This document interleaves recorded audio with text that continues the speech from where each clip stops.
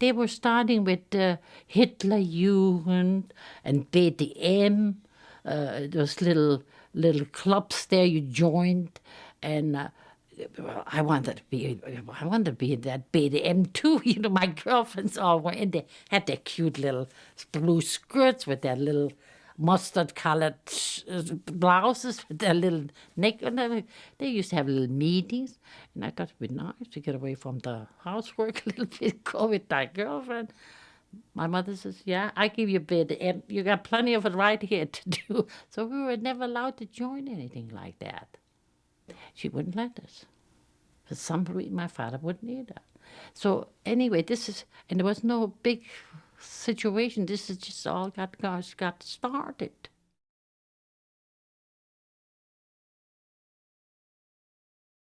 I think we children felt it more acutely because of the harassment that we received almost on a daily basis in school and on the street, and on a different level than the parents. The parents thought initially that this would blow over, you see, until more and more laws, where the Nuremberg laws and other laws were introduced, which made it more difficult. We couldn't have the same maid in the household anymore.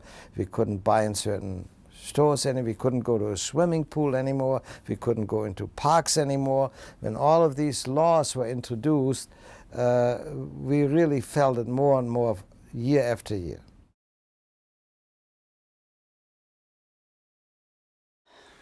It started in 1933, really.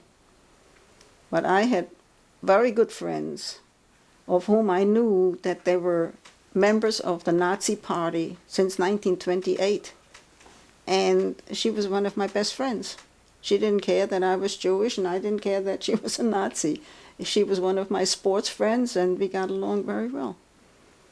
But then, of course, in 1933, everything changed. Like overnight, you could not go into a public place, no restaurants, no swimming pools, no movies, nothing. You were not allowed in any public place anymore. And the people that you knew wouldn't talk to you anymore.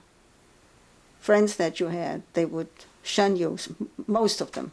Not because they hated us all of a sudden, but they were all afraid, because that was the way it was. You talk to a Jew and you'll be punished. It was very hard. I was 19 years old, and all of a sudden I was shut off from everything. I got a letter from my sports club in Ulm that I wasn't welcome there anymore because I was Jewish, and that was the thing that I loved to do most, as I said before, sports. And all of a sudden that was finished. There was nothing I could do. We just were really vegetating, if you want to call it that. So.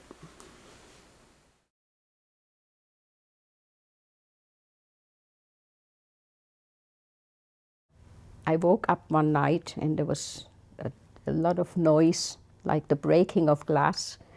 And I looked out, I looked through the blinds, and I saw that there were people throwing stones through the windows that I knew that the Jewish people lived there. And they were throwing stones through all the windows, bricks and all kinds of things through those windows.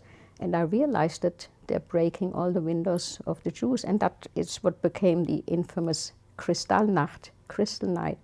So I dressed myself warm, and I ran out of the house. I was afraid. I was always afraid to stay in the house since I was deported. And I ran out of the house, and I ran to the next block, and there was someplace nearby was this synagogue, Breuer Synagogue, spelled B-R-E-U-E-R. And that synagogue was in flames, and there were, young people standing there throwing stones through these beautiful windows. It was a gorgeous synagogue. It was well known, beautiful, and it was up in flames. And I was standing there at the corner in awe. The synagogue was something. We went to the synagogue even the recent Friday, the recent Sabbath, and now the synagogue is in flames. I couldn't get over that, but I realized very quickly that I can't push my luck, and I kept on running. I thought this was just taking place in our street, and I just kept on running and running at any place just to get away from this chaos. And then I realized that they were still throwing bricks in many other windows. And I went to this main street where we had the store, and all the windows were broken, and they had Jude written in big letters, Jude. And I went and I ran back again. I didn't know where to run. I always thought that there must be a place where they didn't throw these. But wherever I ran, they were throwing bricks, and I decided I had a little money from the things I thought. I decided to run to the railway station because my second sister, Mary, was still in Munich. And I thought I'll go to Munich because this way I'll go away from here.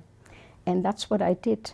And I got to the railway station and I got to a train, and the train took me to Munich, and I thought, oh, I'm glad I'm getting away from that chaos. But when I got to Munich, the same thing was happening there.